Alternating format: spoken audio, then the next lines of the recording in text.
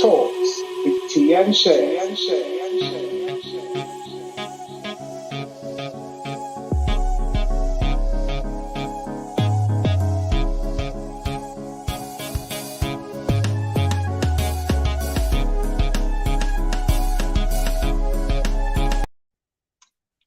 Hello.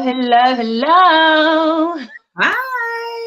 Good afternoon, everybody. Good afternoon, everyone. Hope your day is going really well. It's lovely and sunny here in England.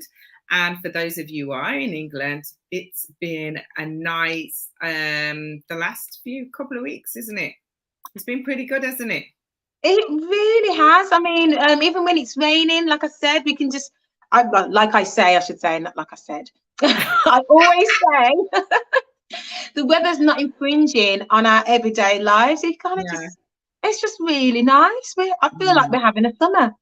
I feel like we're having a summer. And it's not, it doesn't feel like the last couple of summers we've had like a full week of this extremely hot week, and then all of a sudden it's like really really bad for a period of time, and then all of a sudden we get some more sun, and so it's really nice. It actually feels as if it's a bit more consistent at this present moment. Well, it's going to get hotter. It's going to get hotter because especially last week we talked about the games in the park with lovely Jamila and the JSC. So guys, the weather is still good. So the weekend is going to be hot. So get yourselves down there. Check out last week's interview for the details. Guys, have you been watching the news? Have you been watching the news? Oh my gosh, seriously? Reality, the things and the laws of the land, there's things that we have control of, there's things we don't have control of. But just recently, our Prime Minister, Boris Johnson, has resigned. So it'd be interesting to see what comes up next. And the reason why I say it's interesting is because the effects that this has on our everyday society. There's a lot of laws that are passed regularly. As much as we tend to focus on the dramas and all the issues that happen, there's other stuff that goes on during that day-to-day role of Prime Minister. And we have to be very vigilant and prayerful that whoever ends up in place is going to be there to support the infrastructure of our everyday lives, because we have a guest that's coming on today who, is going to be focused on a typical area, which is something that I'm passionate about, and I know T's passionate about. But so it'll be really good to hear a little bit more about some legislations and things which are going on, which is going to concern us, our families, and in particular, our children. But before we get on to our topic for today and our guest interviewer or interviewee, our guest. Let's just go guest. Easier. It's been a long week. But T, go ahead and tell us a little bit about the vision. So guys, we are Limitless Global. We are an organization that is geared towards equipping, empowering and enabling women, mainly at the forefront at this point.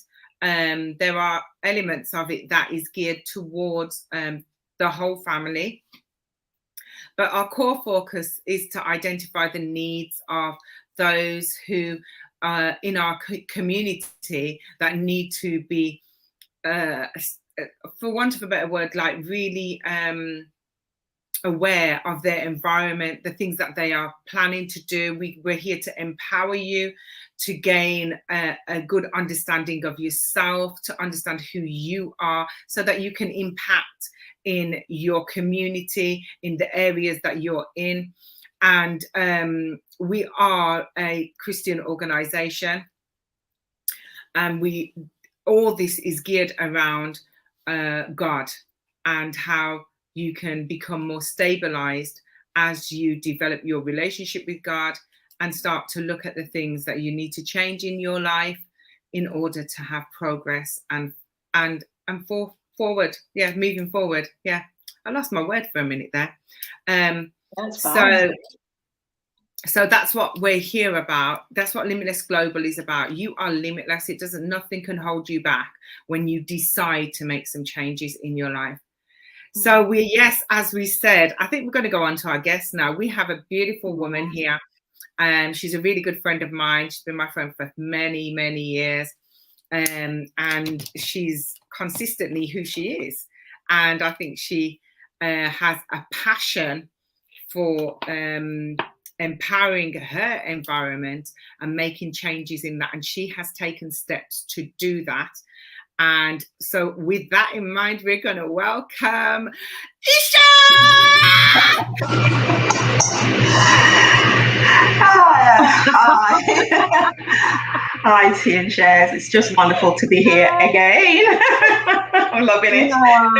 Thank you for inviting me.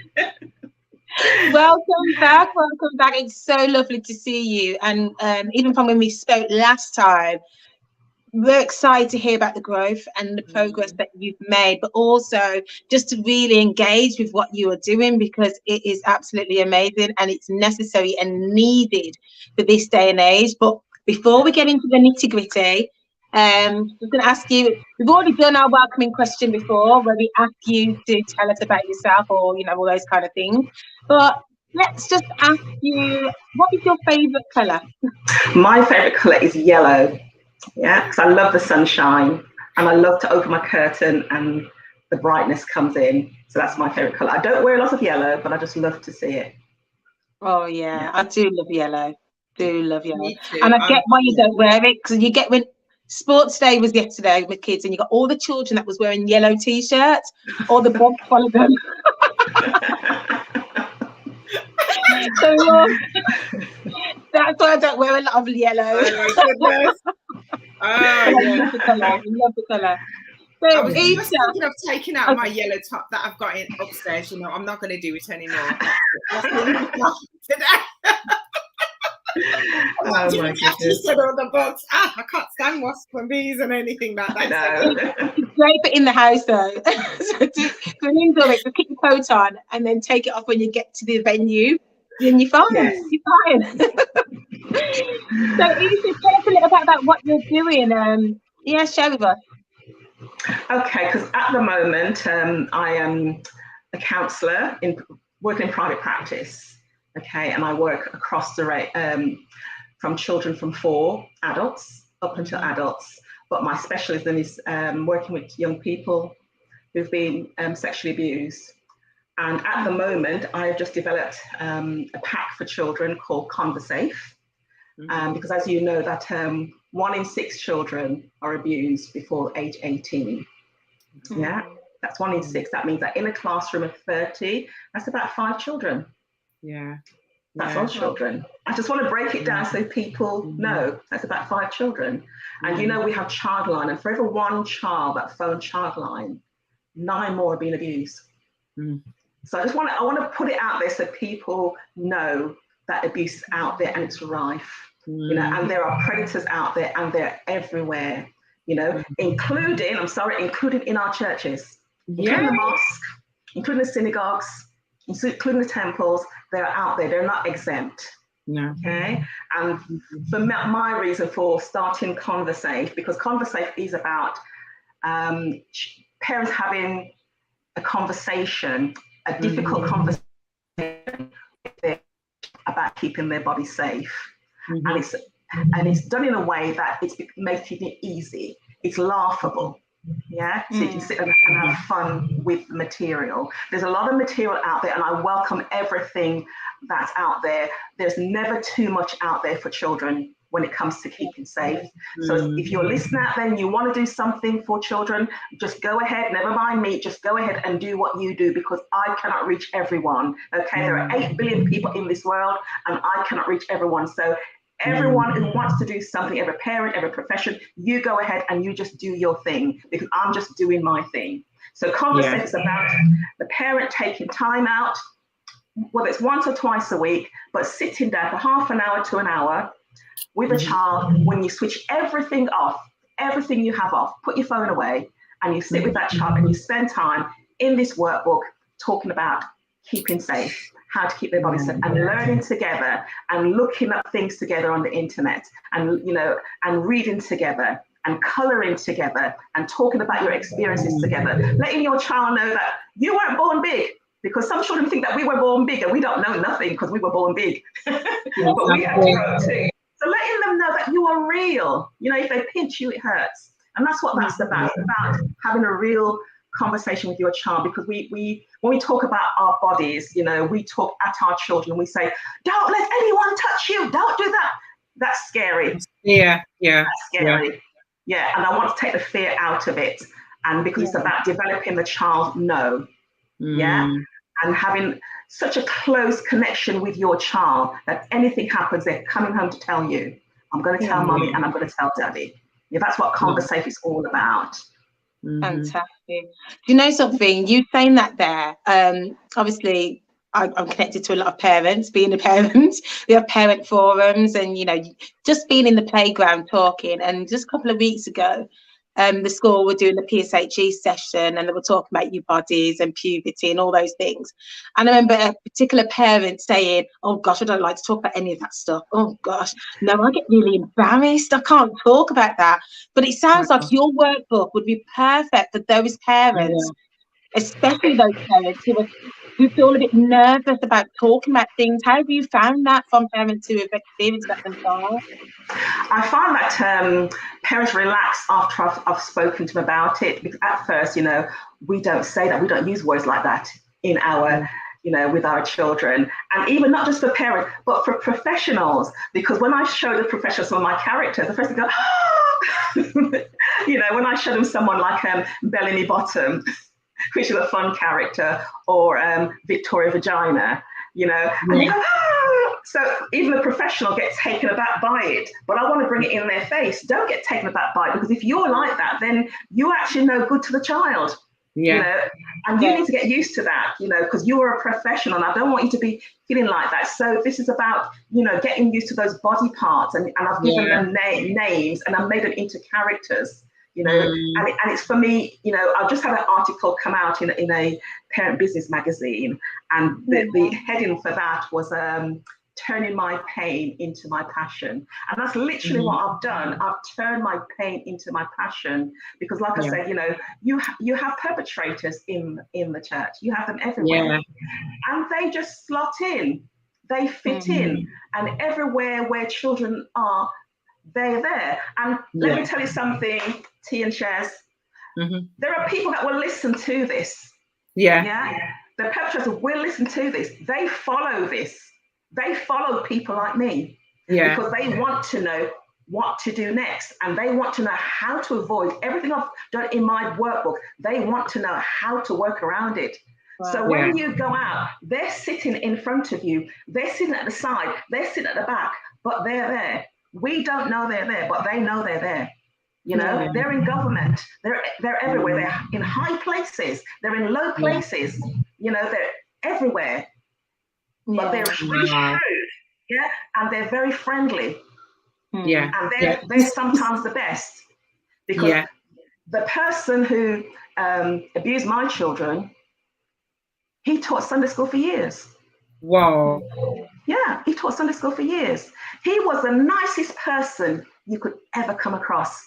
Even in my profession, I would have never suspected him. And I did training at church, safeguarding training, and he sat right at the front. And I would have never suspected him. Wow. Yeah. And that's who, they're in plain sight. They're in plain sight. Yeah. And when I talk about predators, there are female predators as well. Yeah. So let me get it out there. All you females are thinking it's just men. You're there too. Yeah. And sometimes you're more sadistic than the man. Let me just put it out there so people know. That they come in all forms, in all shades, in all races, all nationalities, all cultures. They're there. Guys, we just want to emphasize that when we're talking about this, we recognize that this is very triggering for some people. As you said, Esha, there's so much people are going to be watching this, and we'll have to make sure we put a trigger warning along with this video as well, just to ensure. But it's so important that we have these conversations, and hence why you've created this book, because people are not being real about the realities of this world. Guess what? It's not all fluffy, and it's not like candy floss, and it's not all beautiful and roses. There are certain things in this world which is there to destroy the innocence, especially in our children. Esha, you mentioned there about your characters, and I know you've got a little video introducing your characters. And it was fantastic what you just say, to give some what's the word? Not clarity. Clarity. So we can show that video just to give some clarity about what I'm talking about. Yes. So we're going to pop off, guys, and our producer will get that video on. So we're going to turn off our mics.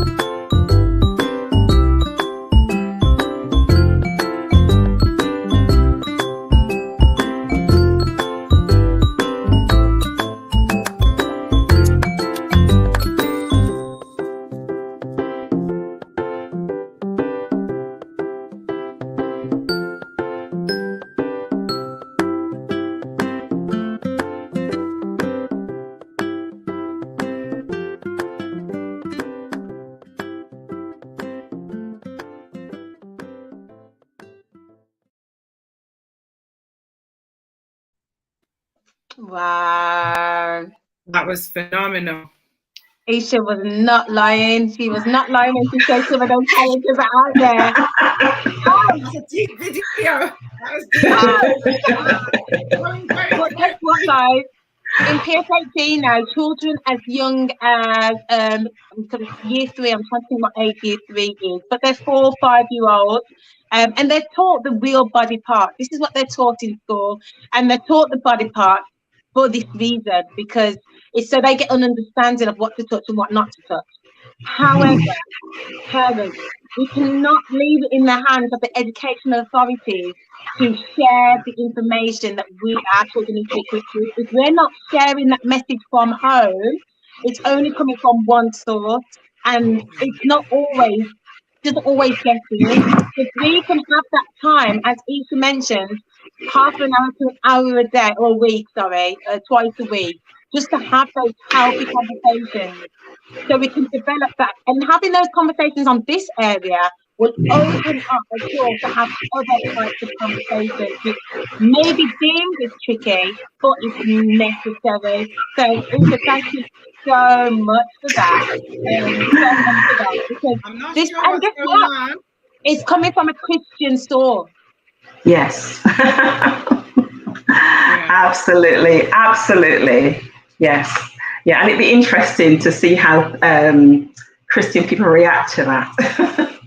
Coming there, it'd be interesting, because I'll be going around doing training for people if they want me to come and do training on how to use these apps in churches, because there are elements to that when it comes to a child.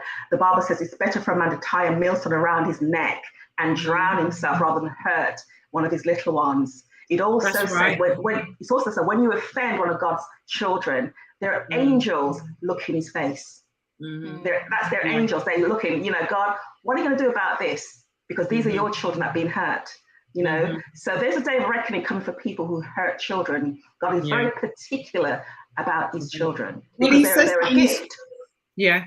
He said that in his word, doesn't he? He said, suffer the little children to come unto me and forbid them not, for of such is the kingdom of heaven. The purity of a child is something that we need to understand, is what God's telling us. He tells us as adults to be like a child, to think like a child.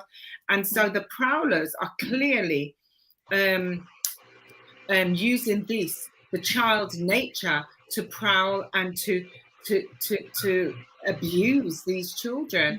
I mean, the reality is, when I remember when you showed me the book first, when we was at your house and you were showing me the book, and I was like, wow. But I knew there and then that only Esha could do this. Like, you know, Victoria Vagina. Do you know what I mean? When I remember when my children were young, and I'm just kind of commenting on some of the things that you've said. When my children were young, I said to them, you haven't got a willy, you've got a penis.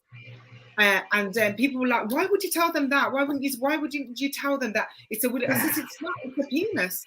So when they went into the school and they had the sex education, I had spoken to them about sexuality and everything way before. So when they went into school now and they were doing this sex education, they were saying that all these kids were in the class and laughing at a vagina and a penis, and they weren't. They were just sitting down thinking it's normal. Like, do you understand what I mean? And so what we've done, we've taken something that is private and linked to a person, made it look bad. Yes. Right, on your private part, that's what it is. It's a private part. It's somewhere that nobody else should be touching. You know what I mean? And what is Sandy's coming from again this time around? And it's made it, and they've made it look bad, made it look like it's not something good. You shouldn't call your vagina a vagina because it's not good. You shouldn't call your penis a penis because it's not good.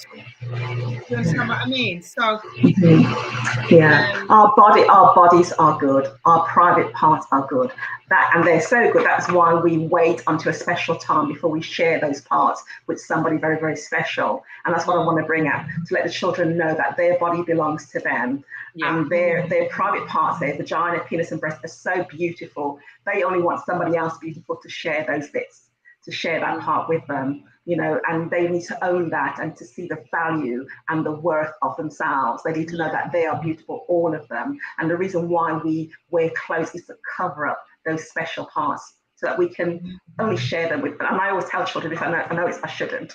You can't share those parts until you're big. They say, how old? I said, about 40. They said, that's too long. Yeah. You know something? That's such a beautiful way of putting it. It's just a beautiful way that this is so, and that's it, because the Bible talks about we're fearfully and wonderfully made. So it's us having that understanding of what we are wonderfully made, so that every part of us, there's nothing disgusting about it, there's nothing embarrassing about it. This is just how we're made. But just the way you put that about, we share it with somebody else, that when we're in that appropriate place and time to do so. Anything else beforehand is a trespass. That person is trespassed against us. You know, and reality, you guys were mentioning earlier about the adults, the perpetrators, the people that are doing these acts to kids, to children.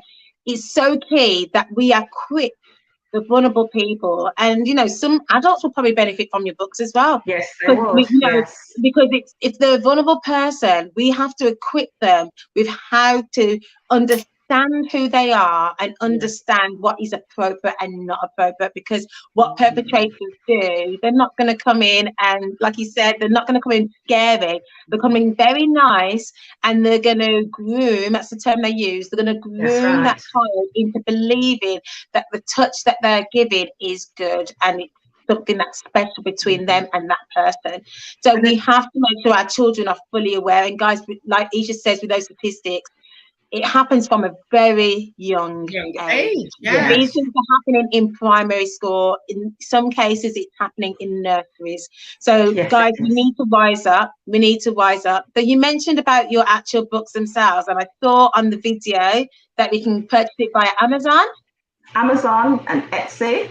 And Amazon, it comes in, and Etsy, it comes in a ring bind form. which is a lot better to turn the pages. Amazon don't do ring bind, so they come, you know, more of a workbook, a binded one, so that they're different. On Etsy, you get a little bit more tools. You get the booklet, which you have to download if you purchase it from Amazon, and you get a bookmarker on Etsy, you know, and little card. So yeah, a little bit of difference in buying on the two platforms. Yeah, it's amazing, isn't it? Yeah. I think we, even as I'm listening to you about this, it's really important.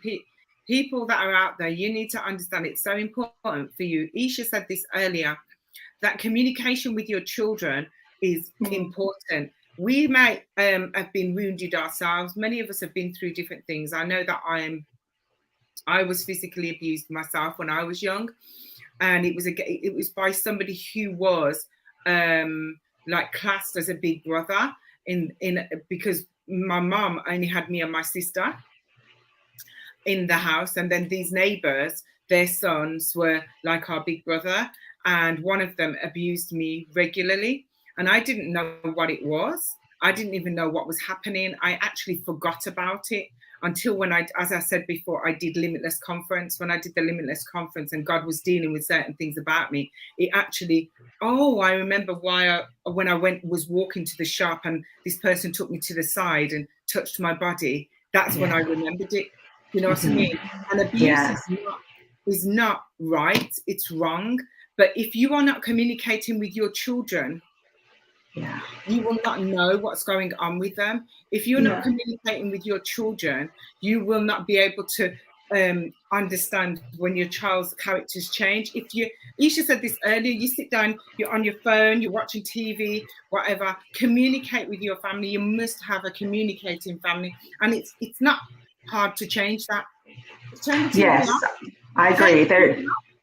Yeah, I agree. I agree. There must be a designated time when you put everything away. In our family, once a week on a Sunday, whether it's by Zoom or whatever, we have a family meeting. Just the five of us. We have a meeting where we look at what's gone well for the week, what's not gone so well, what do we need to fix, what do we need to help with, and we do that deliberately. And my children, you know, they're older. My youngest is 29 this year, but we're still doing that meeting, and it's about communication. If you do not communicate with your child, somebody else out there is looking to communicate. Somebody's watching your child and they're watching you. And if you're not communicating, your child will find comfort in someone else. And it's when they want, because that child wants some undivided attention. Give your child attention, because we are busy.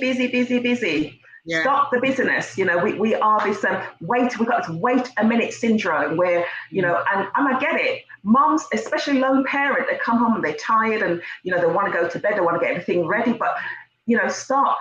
Because when we wait a minute, and by the time your child's waited, they're going to sleep by the time you're ready. So give yourself permission to just stop.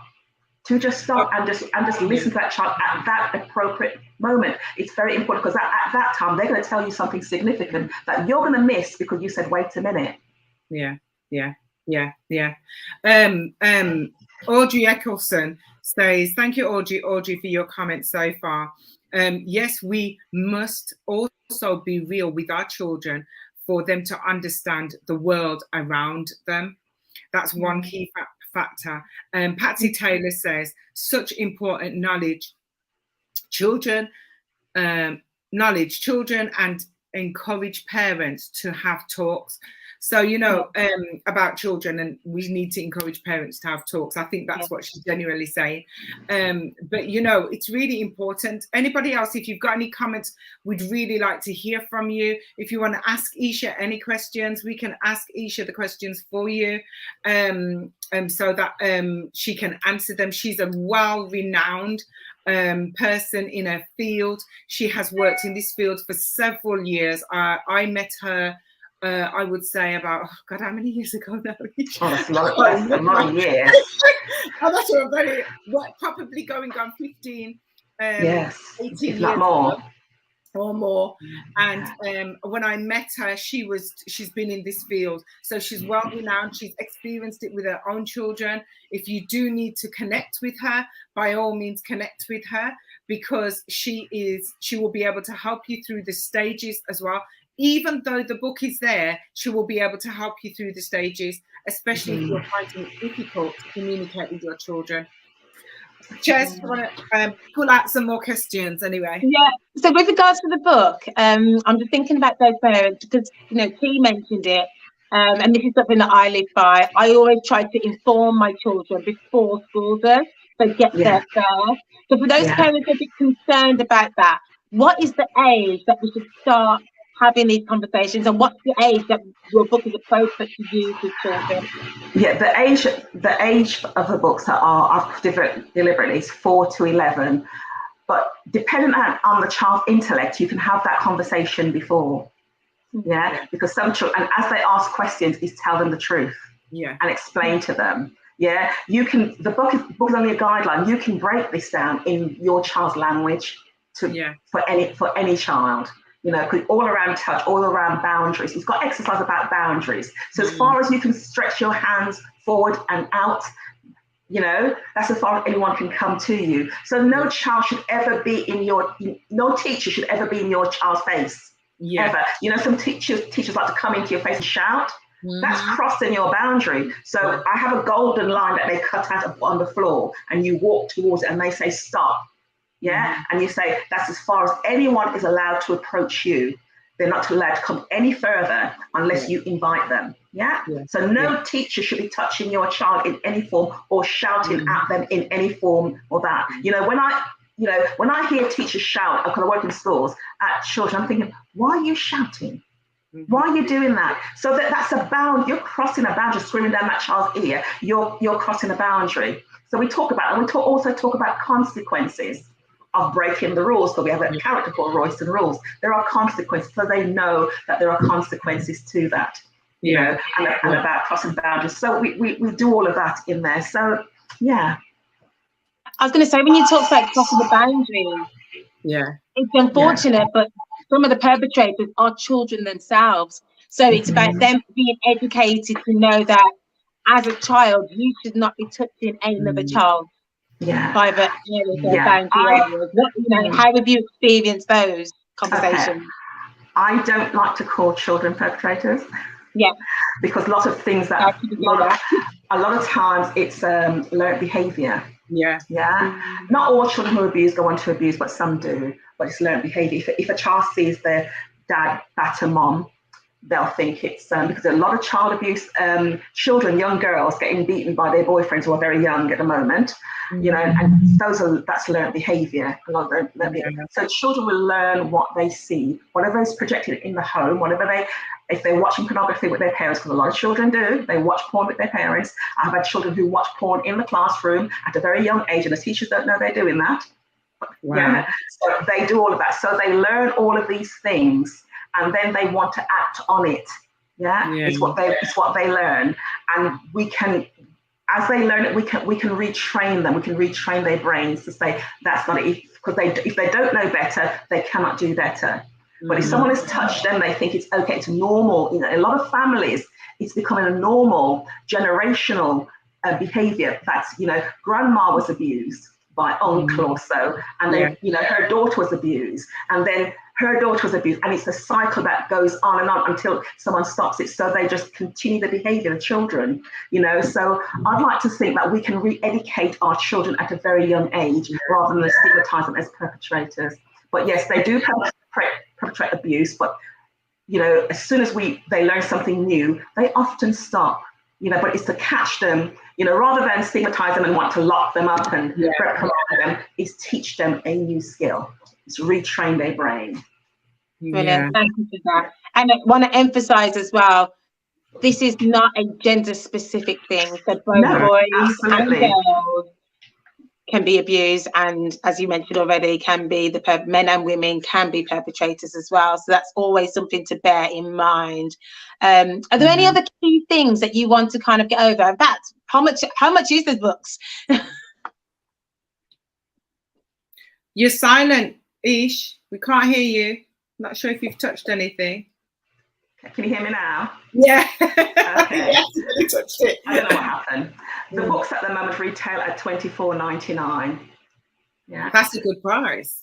Yeah.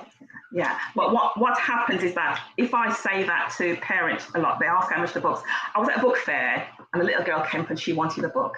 And Dad says, oh, you're making me spend money and, you know, I haven't got. And he was really, really cross with her, but she wouldn't move until he bought the book. But he was really cross with her. What he missed was the benefit of that book. Because if you look at the child and the way she was dressed, I can tell she had her clothes were very expensive. Her trainers alone probably cost what, £50? Yeah. Wow. So parents think of nothing of going to JD and spending £300 on their child, buying a tracksuit, buying a T-shirt, and buying trainers, you know, which is going to, in a few months' time, they're going to outgrow. Yeah. But they will dress their child up to the Hilton. Yeah. Mm-hmm. But when it comes to the value and worth that they put on their child's safety, they would question that. How much is your child actually worth? Because if you were to ask me the question, my children are actually priceless. And I will do what I need to do to keep my children safe. And I wish, you know, I wish that I had that material years ago before anything happened to my child. That's why I brought that out.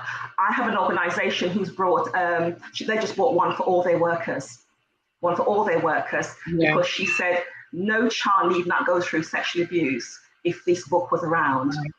At that, So they just saw the value of it and they bought it. You cannot put a price on your child. Your child should be a diamond, and it takes a diamond to cut a diamond. Your child should be so precious to you that you would want to buy, you know, a workbook that you and them could work through to help keep them safe. Yes, it won't save everyone, but for those it does, it will be worth it.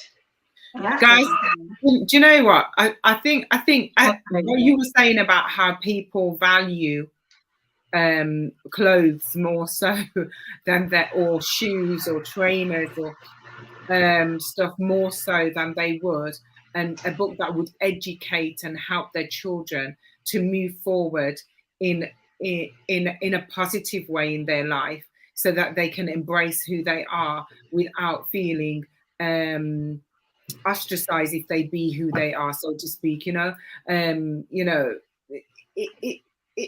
mean, it's a no-brainer to get something that's going to help your family. It's a no-brainer.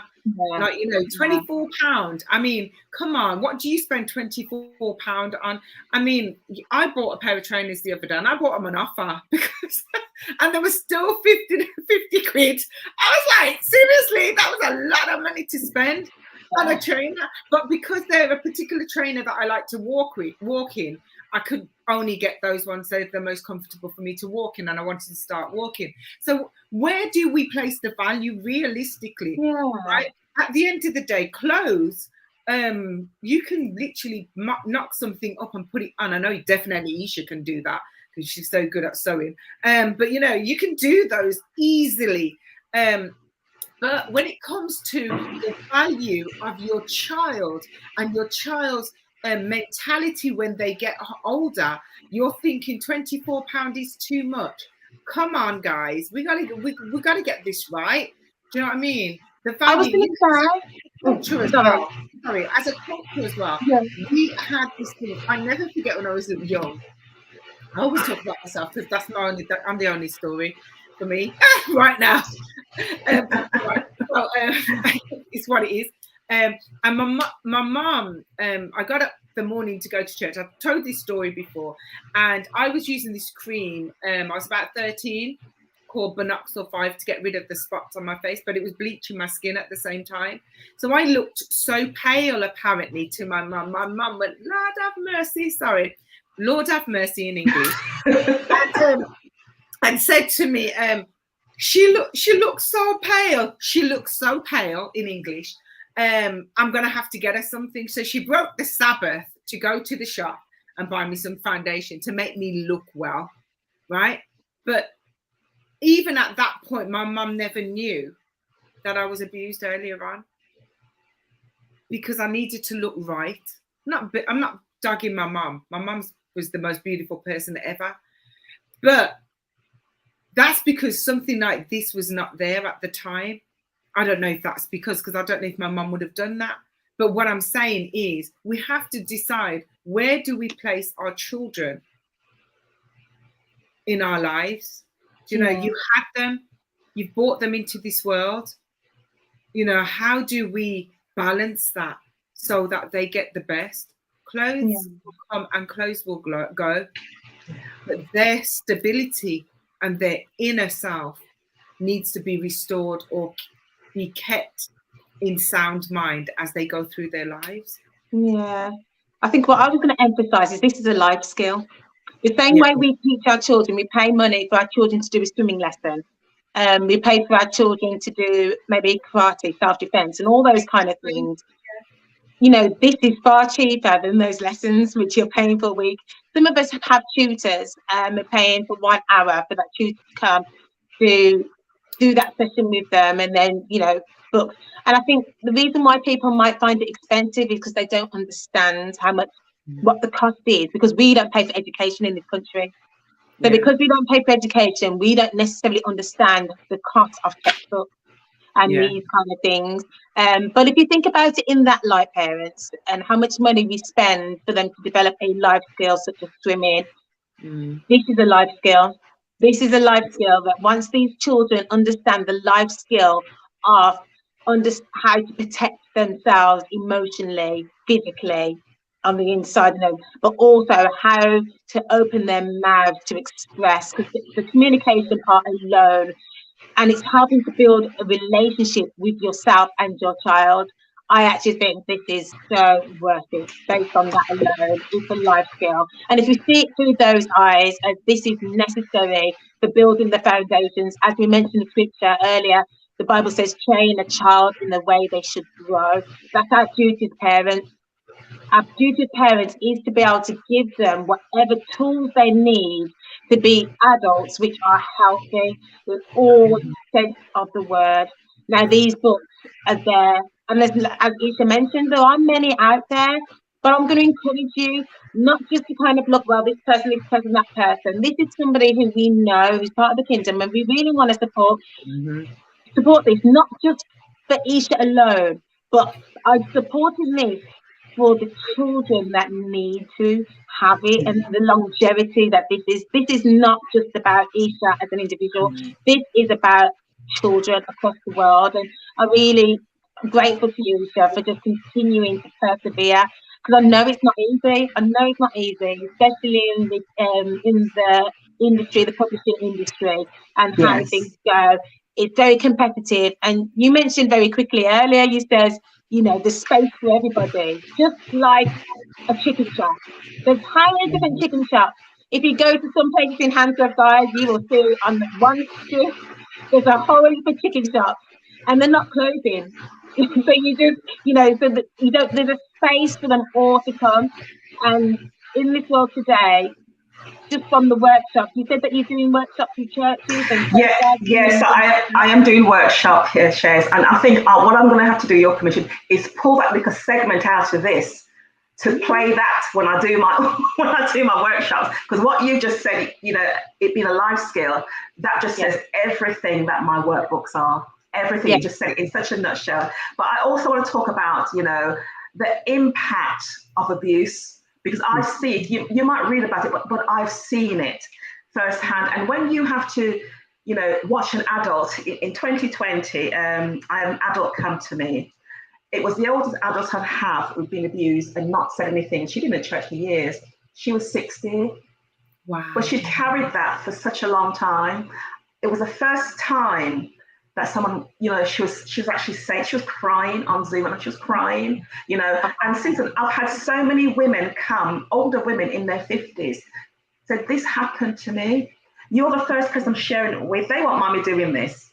You know, I'm sharing it with you, but they've carried that for a long, it's been a life sentence. It's been a noose around their neck. Yeah. Because they've been hushed because parents parent with the tools that they have.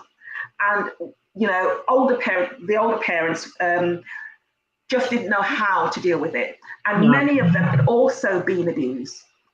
Especially in our culture, and coming from a place of what people consider servitude. And we must just put up and shut up. Because that's how it is for us. You know, they didn't say anything. And you go into a church like they did with me and want to push everything under the carpet, you're thinking, no, I work in safeguarding, you're not going to do this. And that's because they don't know what to do. And that's why I want to do training. I don't blame them. I don't hold anything against them. And parents, if your children have been abused or you've been abused, don't blame yourself. Don't blame you. You just do what you do. But now that you know different and there's a tool out there, please use it, because the impact is great. If you see, I saw a young girl come in and there was not an area on her arms and neck that wasn't cut. And she started to cut her face. I thought, no, you can't be cutting your face. Some of those wounds were cut after cut after cut after cut after cut. Yeah. One young lady, she smelled of bleach. I smell of bleach, but I bathe in bleach every day. She puts bleach in her water every day to try and cleanse herself, and she's been doing it for such a long time. And I'm saying, no, girl, come on. We need to redress something, because this is not good for you. But she bathed in bleach. This is what children do. This is what young people do. If you know the trauma that they go through, get to know your child, that when their behavior change, you know something's changed. Because if your child is smelling the bleach every day and you're not asking her why, come on now. You need to be having these conversations and asking some questions to your children and young people. Because I'm seeing them curl up in a ball on the floor, and I'm curled up in a ball on the floor with them. And I'm crying with them because they're traumatized and they're hidden. And let me just say it and put this out there. I'm sick and tired of being sick and tired of people using the gospel and talking about forgiveness when people are hurting. We're not going to abuse children in the name of forgiveness. Don't do it, because that just winds me up. Deal with issues. Because some of those people I'm dealing with are coming from the church. And they're nicely saved, but they haven't dealt with the pain and the issues that they've tucked away. And we need to be doing this. That's why we need to be educating our children at home, in the church, in the mosque, everywhere. We need to be the central focus of educating our children, because those teenagers, you wonder why they're out there shooting up a gun or carrying a knife or being promiscuous. They've been through something. You just don't know the parent. So you better start asking some questions and getting some help and support for those children. Wow. I'm so sorry. I'm just passionate. No, don't be sorry.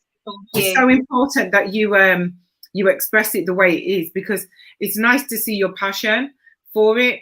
And people need to be real. We live in a world where there's so many different things, young people are out there doing all sorts, and somebody will be saying, I don't know why they're doing that, why they're online showing their body and all them things. And there's something behind why they do it. And so you being as passionate as you are should ring home to parents who do watch this and say, remember, we're not just talking about girls, we're talking about boys now. We're talking about every single gender that there is. Well, there's only two. Anyway, let's not go down there too. Every single gender that there is, we're just talking about them, trying to get you to understand that your child, boy or girl, is important and can be abused. I think years and years ago, Donnie McClurkin put it out there himself. He was actually abused. He was actually abused by church, by a man in church. You know what I mean? And so, when you're saying it's in the church, guys. So let's not be in denial and saying that it shouldn't go out there. Oh my gosh, we shouldn't be talking like this. This is real life. This is the truth. And, the Bible says the truth will make us free. So if we acknowledge the truth, then we can deal with the truth. And pastors, don't put the children aside or they've said something to their parents and everybody's saying, no, it's not true. No, we need to get to the cusp of it and get it dealt with. Do you know what I mean? Let's not pretend. Do you know what I mean? We need to guard the children, safeguard the children. And also the adults that come. There will be adults that come to your church and you say, no, they're just irritating, they're just this, they're that. There's an insecurity there, and there's a reason why they've got an insecurity. Do you know what I mean? And they have a need to be acknowledged, or need to be hugged, or a need to be whatever. There's a need. And we need to get to the root of it. So as ministers, the church needs to be taught this, Esha. Yes, absolutely. Yeah. Absolutely. And we can't be afraid of this. We want to teach children everything about spiritualism and, you know, this and, you know, but we need to be real in teaching them who they are and their bodies. These need to be subjects that we have in the church, not outside of it. We have a responsibility for our children in the church. Let's teach them. Don't be afraid of the subject just because our parents were, you know. This is now. That was then. This is now. You know, when you go to the NSPCC site, it will tell you that across the 4 abuses, whether it's neglect or sexual abuse or emotional abuse, physical abuse, 500,000 children a year are abused. That's a lot of children. That is a lot. That is a lot. Go look up your statistics. That's a lot of children in all forms. Yeah, a lot of children. Sexual abuse is just one of them, which is my key areas. But there's other people out there, I'm sure, you know, in the different areas. But that's a lot there. You know. So we need to actually wake up, you know, and stop using other things to distract us. There's too much distraction going on, you know. Parents walk in and they're picking up their children from school and they're on their phone and their child's trotted along behind them and they're not talking to them. Have a conversation, for goodness sake. Have the conversation. You should be your child's best friend when it comes to relationship. Yeah, your child shouldn't be coming to talk to me when they should be talking to you first. Yeah, and if something happens, then you come and talk to me and say, "Can you help?" Yeah. But what have you done? Action. Take some action. Don't let just me talk today and you don't listen to this and don't take any action. You got young children, nieces, nephew, whatever. Buy them. Invest in them. It's an investment. You know, God has given us our children as a gift. It's an investment. We got to give them back to Him without spot or blemish. Come on now. We've got to give them back to Him. What have you done with the investment I gave to you? How have you invested in them? Invest in your child. Child protection, safeguarding, the best investment that you can get in your child. They can read the Bible as well as learn to safeguard. Do both.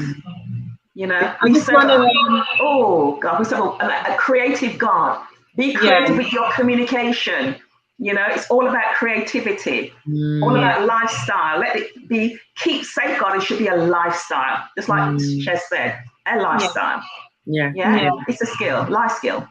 Life. I just want to emphasize, I'm thankful that I've been a part, the churches I've grown up in and the churches I've been a part of, have all held safeguarding as a key element within their churches. And we also recognise that people that are coming into the church, every single person that comes in, they are not a representation of the church itself. These people who are doing these things are masquerading, let's just be real.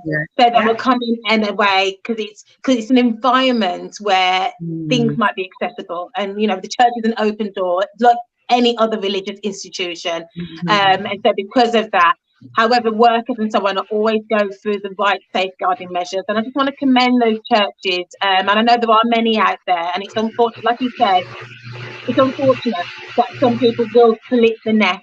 And it is happening, and like you said, perpetrators will be watching this to find out ways and means of how to get in.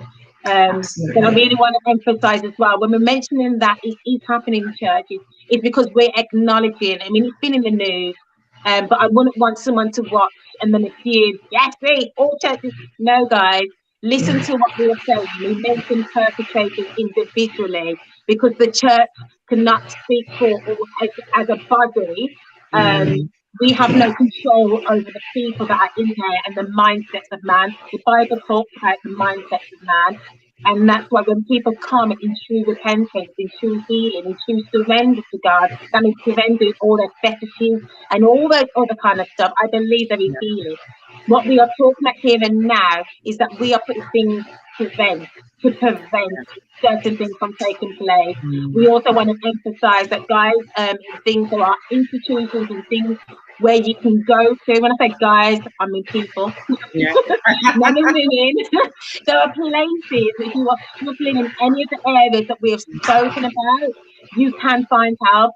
Esha, can you tell us some information? How can people contact you? We want to make sure that we can signpost people who have been triggered, because we don't want to just open up a room and then leave you just open out there, because we're touching a lot of things which are quite sensitive. And And I just also, before I go further, I want to apologise for the sound quality. I hope you can hear through it.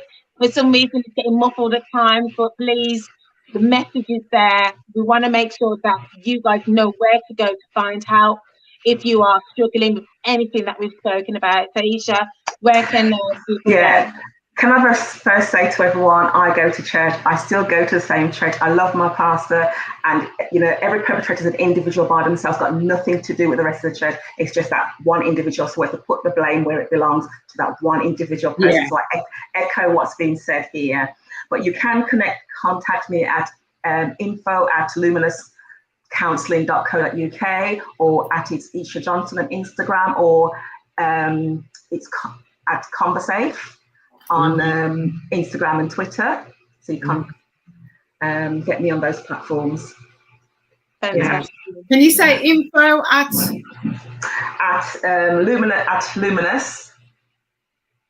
Luminous Counselling .co.uk. Okay. Brilliant. Esha, we just want to thank you again. Oh gosh, sorry, I just kicked my camera. Sorry. Thank you again. Thank you so much for pouring out your heart, for allowing your passion not just to be verbal or kept inside your heart, but you used what God had put in your hands, and you have allowed it to be productive, and you can do something which not only supported yourself in a time of need, but is there to support and help others.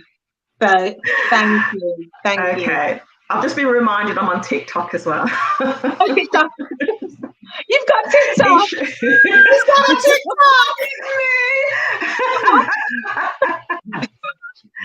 It's Esha Johnson. Esha Johnson. Yes. Yes. Okay. We'll try and get it on. We'll probably try and type it into the chat so that people can get it, and we'll probably try and get it onto the screen, because we can make changes. I can see stuff at the bottom of the screen. Thank you so much, Vicky. Vicky, thank you so much for doing that. Oh, Vicky, of course, one of our team members. Vicky's just put it up. Thank you so much. Yes. Oh yeah. So guys, you know, it's really important that we start to take charge of our households, take charge of the things that God's placed in our hands. Know that it's not what's the word? It's not embarrassing to be truthful about where you are right now and where you need to be.